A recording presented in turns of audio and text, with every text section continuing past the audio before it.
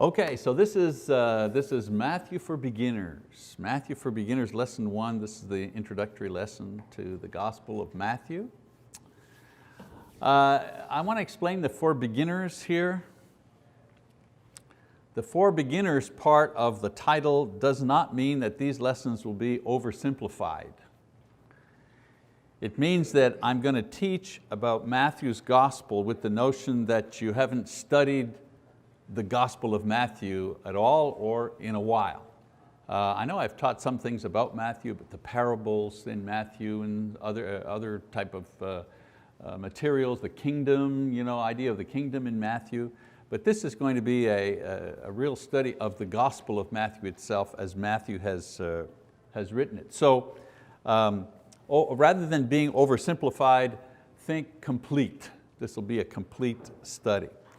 And in our study, we're going to take time to examine the social, the historical settings that existed when the gospel was produced, because Matthew, obviously a man of his time, influenced by his times, even though he was inspired, God uses the individual as that individual is to write what he wants to write. We're also going to take a look at the author himself and how the book came to be included in the official New Testament canon. And that'll give us an opportunity to study how did books make their way into the New Testament canon? Why were some chosen and others rejected? Be a good opportunity to do that. And I'll also show you how the book is divided and review some of the reasons why it was written and how it was used in the early church. This book was used in a particular way in the early church. Now we're not going to have time to read everything in class, but I'm going to give you reading assignments each week. I mean, they're not going to be very long, but you'll be able to read ahead, as Carrie mentioned. Read ahead a couple of chapters so that we won't have to read all of the chapters in class. All right, let's take a look at the historical background of Matthew's writing. There are 4 main political, historical periods which shaped the thinking of the people when Jesus arrived on the scene of human history, and the scene which Matthew will record in his gospel. So very briefly, I got to go one more time here. There we go.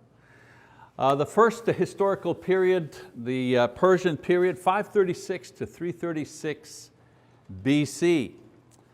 By then the southern kingdom of Judea had been exiled to Babylon in 586 BC. God finally grew weary of their idolatry, their disobedience. The northern kingdom had been exiled and dispersed centuries before. Now it was the turn of the southern kingdom, 586 BC. And while they're in Babylon in exile, Babylon itself their kingdom fell to the Persians in 539 BC.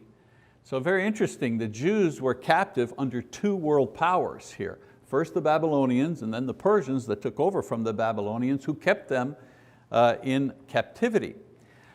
Another interesting thing that took place while they were in captivity is that synagogue worship began not in Judea, but actually began while they were in captivity. Before, the Jews went to the temple to offer sacrifice, to pray, and so on and so forth. No need. But when they were in exile in Babylon, the temple had been destroyed, the city was in ruins, they couldn't worship in the temple, there was no temple, and they themselves were captives in a foreign land, and so they began, quote, house churches. They began house churches, they began synagogues, places for prayer. And the synagogue idea and the synagogue movement began while they were in Babylonian captivity, and it was kept up when they finally returned, when they were returned back from exile. So historically, eventually a small remnant returned to rebuild the city and the temple in and around 520 BC, and others followed to resettle the land over the next century. So it wasn't they were in exile and then all of a sudden they all came back. It was they were in exile and a few came back, and then another group came back, and then another group came back. They came back sporadically over the next century. And not all of them came back. Many of them stayed in Babylon because they were there for generations, and they had businesses, they had farms, they had, it was home. And so they didn't all come back to Jerusalem. So when we read the books of Ezra and Nehemiah and Malachi, those writers write about that period of restoration from Babylonian captivity. The final book of the Old Testament is the book of Malachi, and it was written at about this particular time. After Malachi, we have what's called the intertestamentary period that lasts for about 400 years, where there is no inspired books that are produced, but a lot of historical and diverse religious styles are produced. So it's not that nothing was written, it was that there were no prophets, there were no inspired books written from the period of Malachi to John the Baptist, which is about 400 years. However, there was a lot of material that was produced. And it's important to kind of look at these because they influenced the thinking of the Jews in the first century, or in the time when Jesus arrived. So let's take a look at those.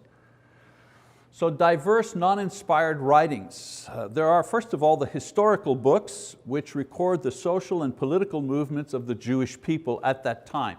For example, there's Josephus, who was a contemporary of Jesus. He was a Pharisee and a historian by training, and he records the history of the Jewish people during that time. And he writes about Jesus, this Nazarene who was executed as an insurrectionist, totally rejecting the idea that Jesus is the Son of God or anything like that. He's just writing objectively what's going on politically and socially during that time. And his writings are available to us today. I have a copy of Josephus, or part of Josephus's writings. He's the one that writes about James, for example. That's how we know that James, the brother of Jesus, the one who wrote the epistle, was killed. He was thrown from the top of the wall around Jerusalem. He was thrown down into the rocks, and apparently, according to his record, James didn't die right away, so the Jews went down and they stoned him to make sure that he died, a very terrible death. But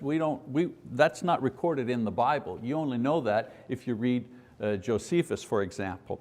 Also the writing of the Maccabees, the first and second Maccabees, the history of the Jewish uprising during that period of time, and I'll talk about that a little later. So there were the historical books that were written during that intertestamentary, some people say intertestamental, either way is okay. Other material are commentaries. The Talmud, for example, which was a collection of rabbinic teachings concerning the Jewish law. So get it straight, the Torah is the Jewish word for the Pentateuch. The Pentateuch are the first 5 books of the Bible, right? Genesis, Exodus, Leviticus, Numbers, Deuteronomy. Those are the first 5 books. Sometimes we refer to those 5 books as the Pentateuch, a Greek term, penta, 5. 5 books, right, the Pentateuch? Well, the Torah, the word Torah, is the Jewish word for these first 5 books. So when they're talking about the Torah, they're talking about the law, the Jews are talking about the first 5 books of the Bible, all right? The Talmud, that's where it's confusing. The Talmud is a commentary written by rabbis about the Torah, okay? Commentary written by Jewish rabbis concerning the books of the law, the first 5 books of the Bible. And then the word Mishnah is another commentary that's within the Talmud, all right? So we don't have to memorize all these things. I'm just trying to explain to you that during that time there began to be commentaries, not inspired writings, commentaries written by scribes, by students of the word, about what they believed how the law should be applied in various situations. Again, we'll talk about that a little more as we go on. Then there were diverse non-inspired writings called the Apocrypha. The word Apocrypha means hidden. And these were stories and accounts of events and people in Jewish history that are not recorded in the inspired books. For example, the history of Susanna. a character of that time, not mentioned in any Old Testament record, not mentioned in any New Testament record, but written about by writers during this period of time. Or the wisdom of Solomon.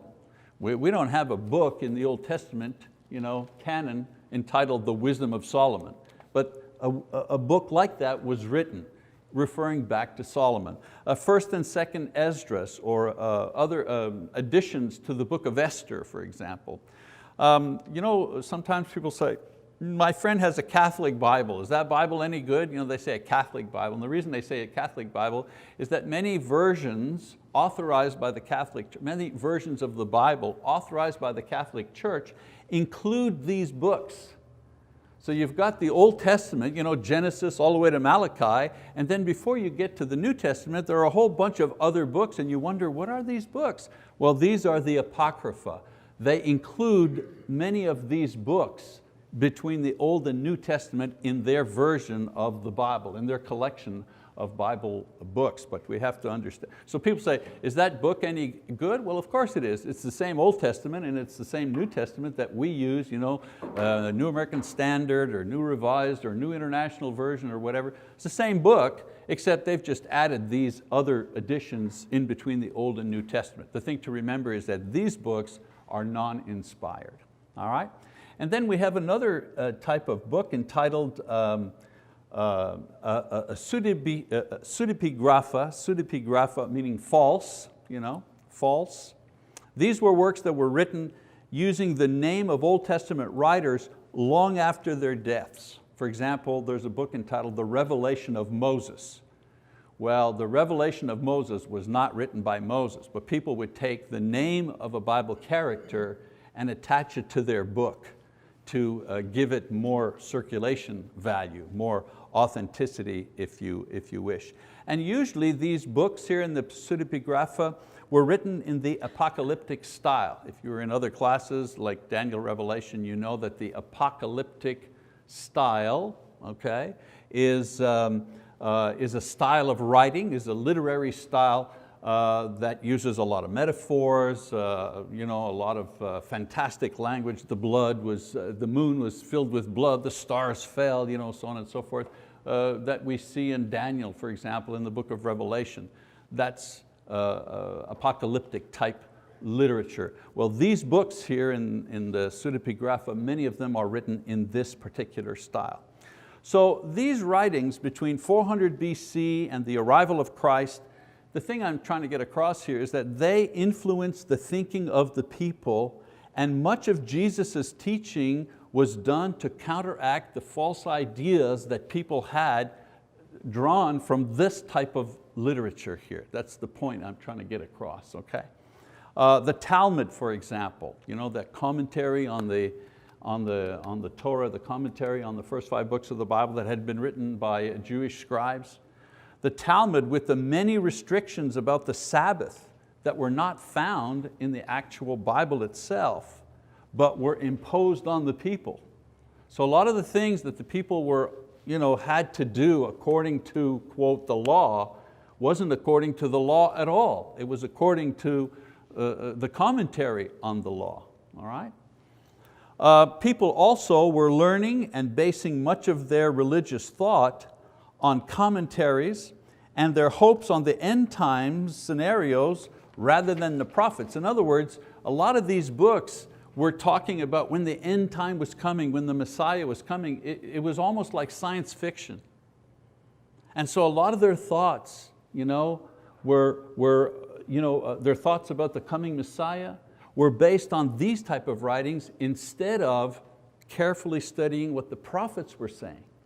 And so that's why they had such a mistaken idea or a confused idea on who the Messiah was supposed to be, because they had so many contradicting ideas that they were consuming through this type of literature. Okay, so that gives you that intertestamentary period there and some of the things going on there.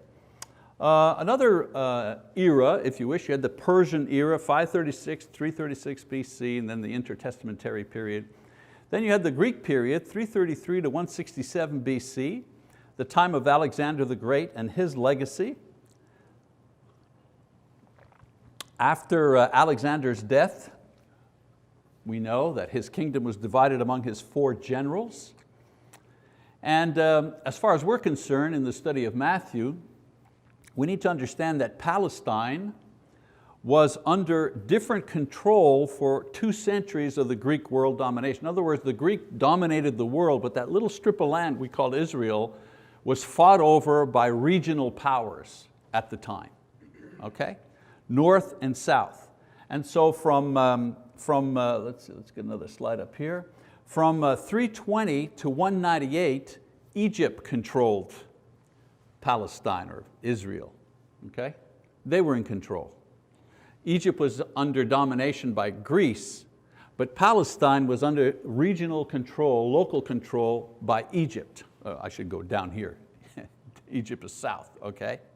And then from 198 to 167 BC, Syria, the country to the north of Palestine, gained control over that region.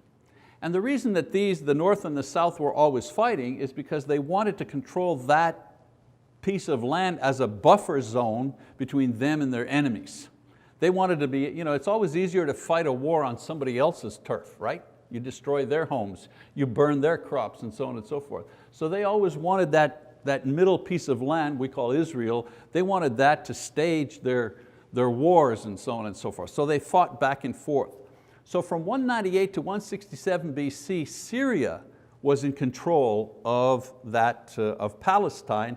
And one king in particular, his name was Antiochus Epiphanes. He was really trying to destroy and demoralize the Jewish people. And what he did is he closed the temple. He closed the temple, and then he went in and he sacrificed a pig on the altar, knowing Jewish religious custom and so on and so forth, knew that that would desecrate the temple and the area and so on and so forth. And then he forbade circumcision. You weren't allowed to circumcise children. In other words, he was trying to completely destroy not just the people economically, but he was trying to destroy them psychologically by destroying their religion. So it was a time of great depression and great trouble for the people of Judah at that time. Another thing that was interesting is, in a larger sense, the Greeks controlled, it was their time of domination, and it wasn't just a military domination, but it was also a cultural domination. I mean, Greek ideas and Greek philosophy and Greek language and Greek art and Greek religion and Greek literature was just being diffused throughout their empire, throughout the world, and it had an effect on the Jews. What happened for the Jews was they began to forget how to speak Hebrew because they were influenced. And I mean, that's really easy to understand. I'm looking around, but everybody here was kind of born here, but for people, well, like us, like our family, our oldest ones still speak French, because we originally come from Quebec, right? So we speak French and they speak French, but I doubt if our grandchildren are going to speak French. And I really doubt that our great-grandchildren will speak French. Why? Well, they're assimilated into the United States, which is an English-speaking country. They'll probably speak Spanish before they'll speak French, right? So the same thing was happening in Israel, in Judah. People were being assimilated by the Greek culture. They were forgetting to speak the old language, but there was a problem. Their whole life revolved around their religion, and their whole religion revolved around the scriptures.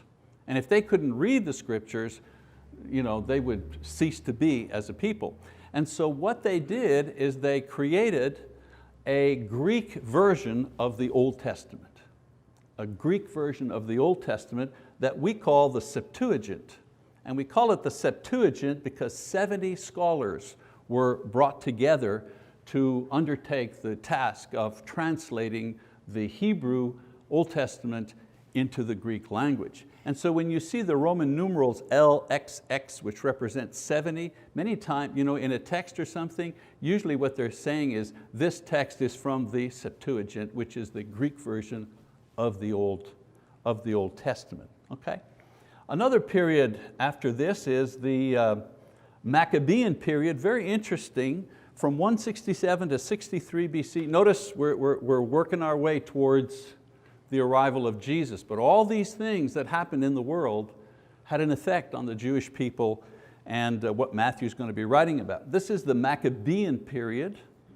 The Maccabean period is known for the revolt against the Syrian control, In other words, they had had enough of Syrian control and trying to destroy the religion. The people rose up. And the Maccabees, that family, led that insurrection, led that revolt. Also, there was a revolt against the Greek language and Greek influence.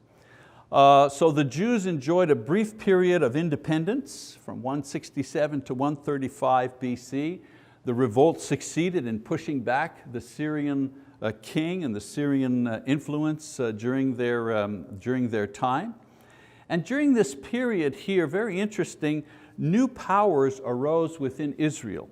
You had if you ever wonder, where did the Pharisees come from? Who are those guys? Where do they come from? Who are they? Well, what they were scribes. I mean, that's what they did. And they belonged to a party called the Pharisees.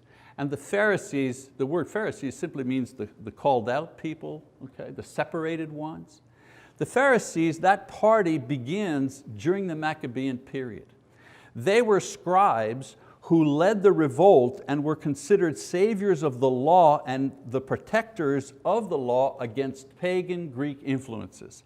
So they were the ones in their day who said, let's go back to the Bible. They were the original ones who said, enough of Greek influence in our life and in our religion and in our culture and so on and so forth, enough the Syrians taking over. We need to go back to the scriptures and go just with the scriptures. And so they were heroes at the beginning. They were seen as heroes. They saved, if you wish, the way of life that the Jews had that was dictated by the scriptures. So that's where they come from. Now if you understand that idea of how they started, it gives you great insight into how they became, 100 years later, how they became what they became during Jesus' time, because they were Jesus' greatest enemies. And yet at the beginning, they were the hero of the people. And then of course the Sadducees. The Sadducees were the aristocratic upper class of priests who began to wield political power. They didn't always have political power, because in Israel, there was the king, there was a king, and then there were the priests. But then in Israel, there was no king, there were no kings. They were dominated by outside influences. And so what happened is that the priests took over, there was a vacuum, no leadership. So the priests took over the secular leadership because they were wealthy, because they were well educated, and they were well positioned and respected. So it was like a natural transference. But something very interesting happened when they did that. Traditionally, the priests were the ones charged by God to teach the people God's word.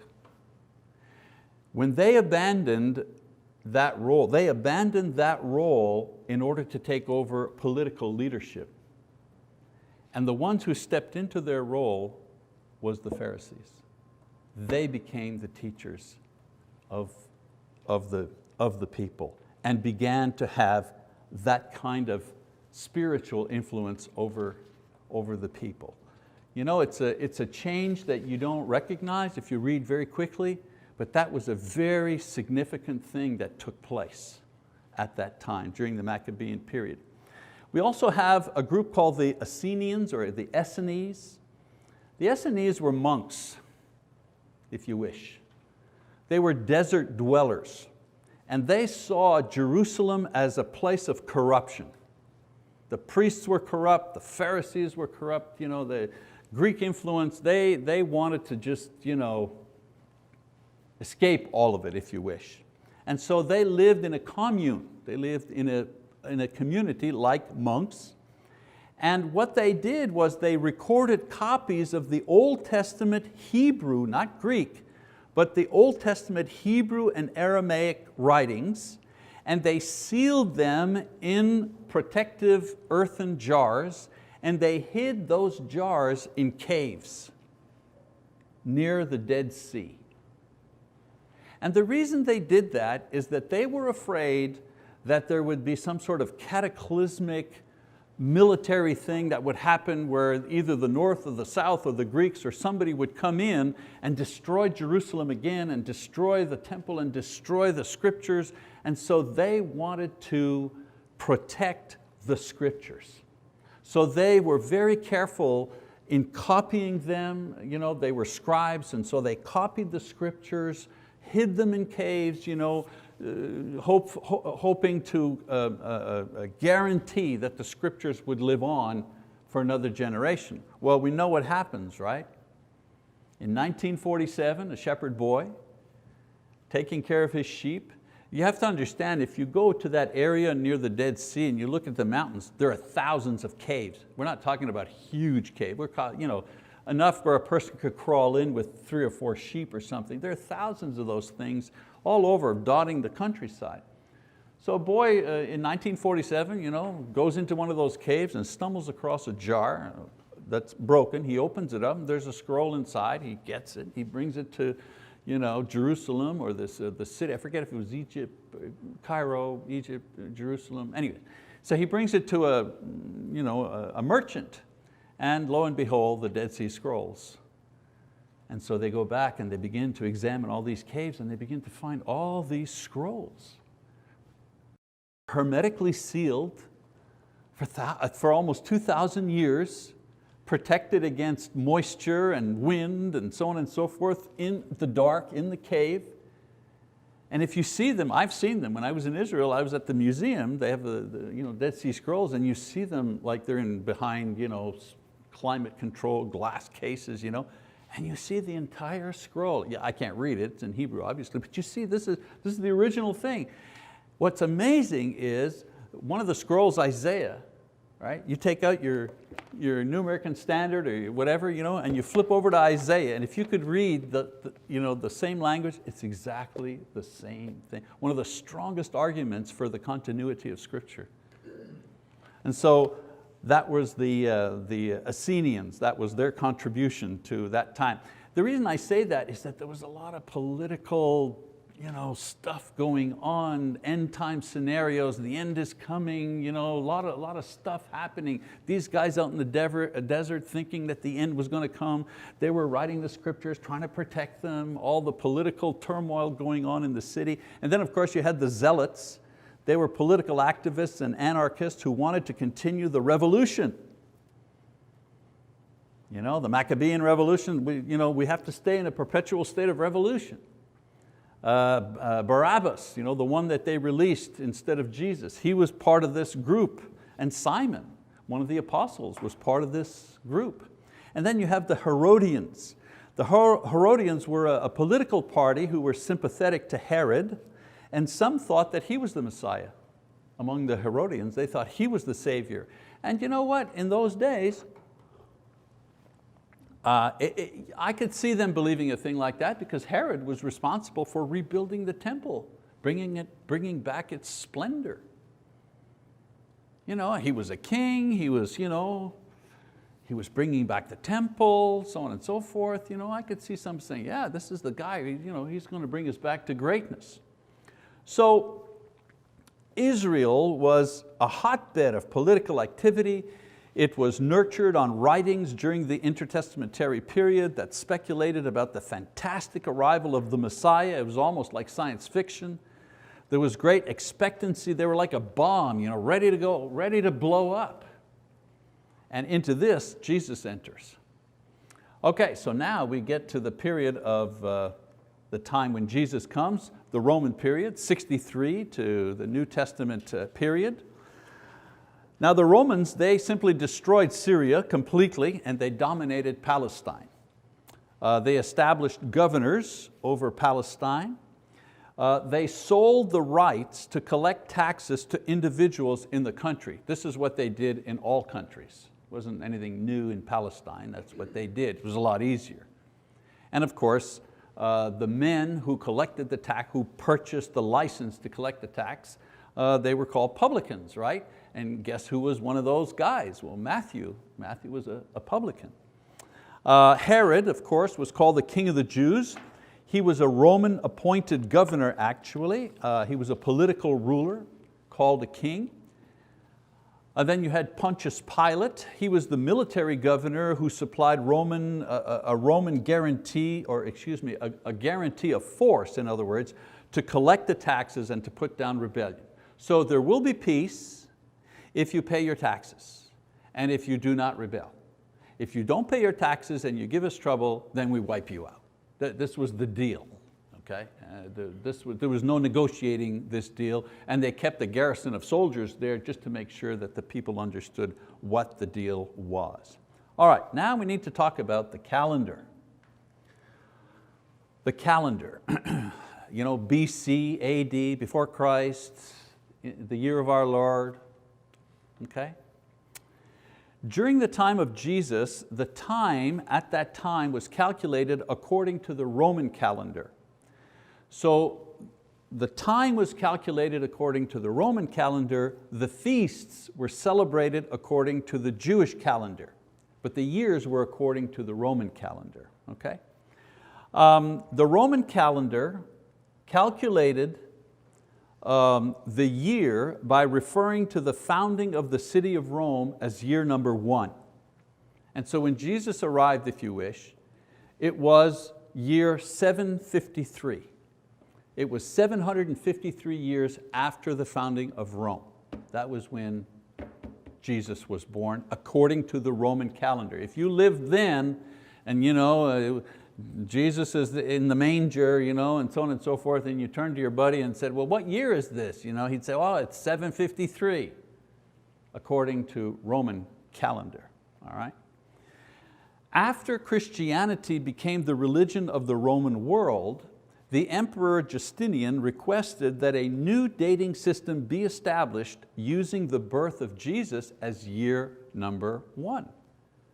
Thinking, well, wait a minute, we are the Holy Roman Empire, we are a Christian empire, why should the calendar reflect the beginning of Rome, pagan Rome? Our calendar should actually reflect our religion, the birth of our Lord. So let's make the year of our Lord year number 1, and then we'll count forward, okay? And so the new dating system was established using Christ as year number 1.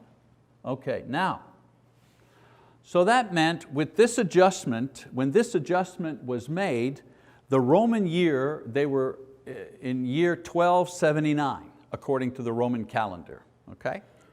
Since Jesus had been born in 753, which is Roman time, they reestablished the year in Christian terms to be 526. In other words, 526 years after the birth of Christ, this is when the new calendar, this is going to be the date of the new calendar, when it's inaugurated, if you wish. Everybody following me so far? Are we good?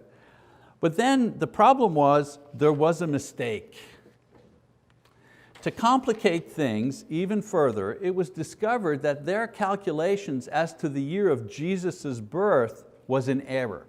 He was actually born in the year 749 Roman calendar, not 753 Roman calendar. See what I'm saying? But since the change had already been made to the new calendar, they just left everything as it was. So this means that according to the new calendar, Jesus was born in 4 BC. Okay, is that confusing enough for you? All right. So that's why you read secular books sometimes and they say, Jesus Christ of Nazareth born 4 BC, and you're going, how can Jesus be born 4 years before Christ? This is the reason why this was done. So the Romans, of course, getting back to Rome, the Romans, of course, were cruel, they were ruthless rulers. But during their dominance, they provided important elements which actually supported the spreading of the gospel. For example, the Pax Romana. Between years 14 BC and 93 AD, there was 100 years of world peace. Now you say to yourself, it's no big deal. How many wars have we had in the last 100 years? I mean, World War I, World War II, Korea, Vietnam, Iraq, Iran, not Iran, Afghanistan, Korea, I even left out Korea. That's just wars that the United States has been involved in, not to mention wars between India and Pakistan. There's wars everywhere, all the time, never ends, right? But from 14 BC to 93 AD, there were no wars. It was a period of relative peace, guaranteed by the might of the Roman army and the Roman Empire. Well, what did that mean? One of the things it meant was that there was freedom of movement. It means that the apostles, given the gospel to go preach to all the world, had freedom of movement throughout the Roman Empire, which they would not have had there been wars and civil strife and so on and so forth. So that's one of the things. Another thing that the Romans did, they had an excellent road system designed to move troops, that's why it was originally designed, to move troops from one place to another. If there's some problems in the southern kingdom, in the east or west or whatever, they could move troops very, very quickly to put down anything. What's interesting is after World War II, when Mr. Eisenhower, President Eisenhower, started this tremendous road building process here in the United States. If you read the history, everyone says, yeah, and those roads, it started motels, hotels, gas stations. It was great for the economy, but that was only the secondary reason for building roads across the United States. The primary reason that they were built were for defense purposes. This was a big country. The country had just gone through a war. They wanted to make sure that they could move armies around on in our country easily in order to defend it. And so during the time of the Romans, of course, it provided excellent traveling. Also, a third thing is that they, during the Roman Empire, they maintained communication and a literary system on a universal plane. In other words, the Greek language was universal as the language of good literature and communication between cultures. All right? Literature and culture still used the Greek language, even though it was the Romans. The Romans, however, used Latin as the language of the law, of Roman law. So we know that the New Testament was written in Greek, and it was easily spread on a well-maintained road system by a Roman citizen and a Christian missionary called Saul and Paul. So a little background about the eras. All right, a little bit more here, we're almost done. Show you a little map. You've probably got this map in your Bible. Key locations in Jesus' ministry. For example, Jerusalem is here, and you've got the Sea of Galilee where Jesus lived, Capernaum up here in the north. This was the travel route back and forth along the Jordan River, the Dead Sea over here. This is where the caves were. And so they traveled back and forth, not a very big strip of land, maybe 110 miles from south to north, not a lot, 40 miles maybe, 40, 50 miles across, very, very small. But they did it on foot. They walked everywhere they went. Some social situations taking place at that time. People were poor. Judea was poorer than Galilee, actually. The religion was the center of life. It provided the anticipation of freedom mixed with politics. It was an agricultural society at that time. Jerusalem had perhaps 250,000 people, which was extremely large for a city at that time, not just in the city, but around Jerusalem. There was a high literacy rate at that time because Jewish children were taught to read because they had to read the law. And where did they learn to read? In the synagogues. Every city had a synagogue. Capernaum, where Jesus was born, where Jesus lived as an adult, Every city had one synagogue. Well, they've discovered where the synagogue is in Capernaum. The archaeologists have, and they have a dig there, and I've been there, I've walked in. Now they said the walls are gone, but the entranceways are still there, like the base wall is still there and the floor is still there, and it's amazing. You can walk through. This is the door that they went through. This is the door that Jesus went through because he, as was his custom, at the synagogue. So it's really, really amazing, amazing experience. And there were class divisions in that society. The aristocracy, as I say, were the priests, and the priests only believed in the Pentateuch. In other words, they only accepted the first 5 books of the Bible as inspired. They didn't believe in angels, they did not accept the prophets, nothing like that. They were conservative religiously, but they were liberal socially. They accepted a lot of Greek ideas and so on and so forth.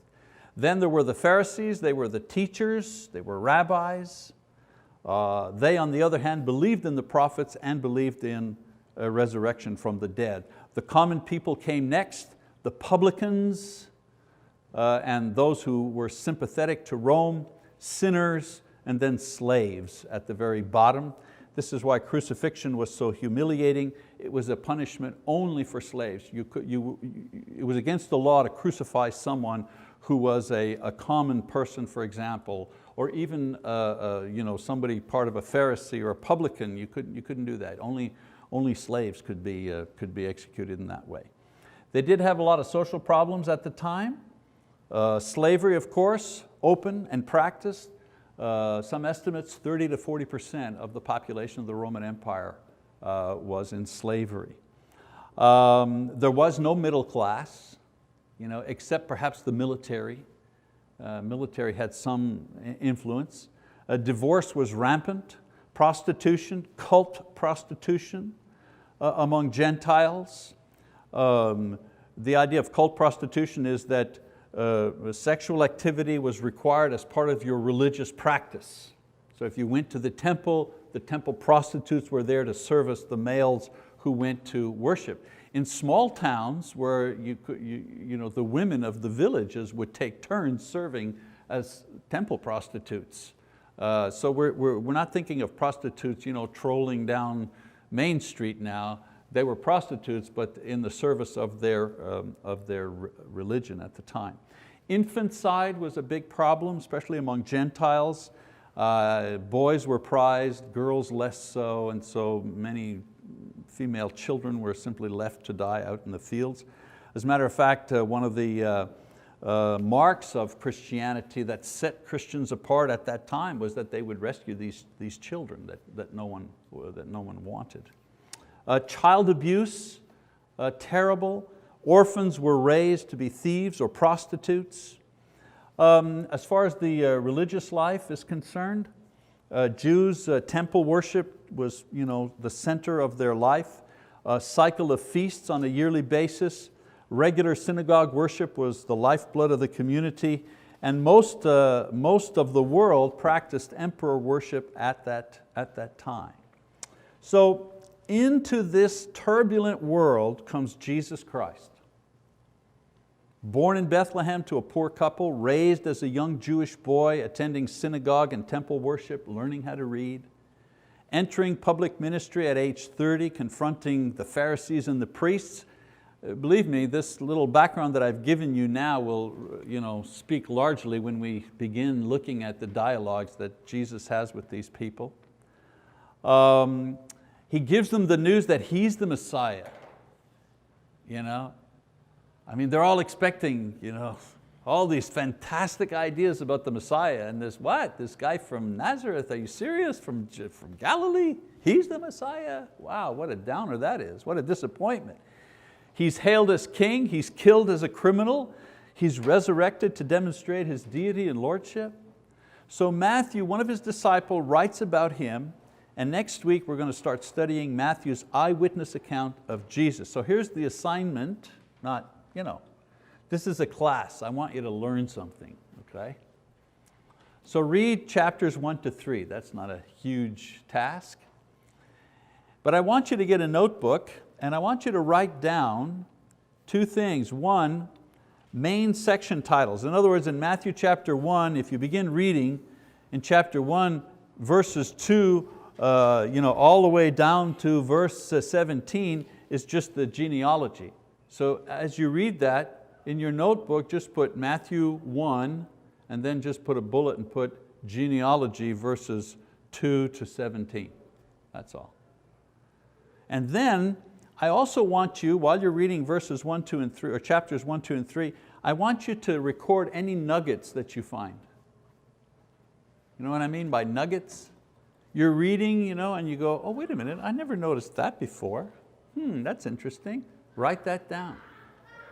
So hopefully by the time we're finished Matthew, you yourself will have a notebook with a lot of good material for you to reflect on, pray over, and if you have an opportunity to teach or to do a devotional or to share with someone else, you'll have something that you yourself discovered.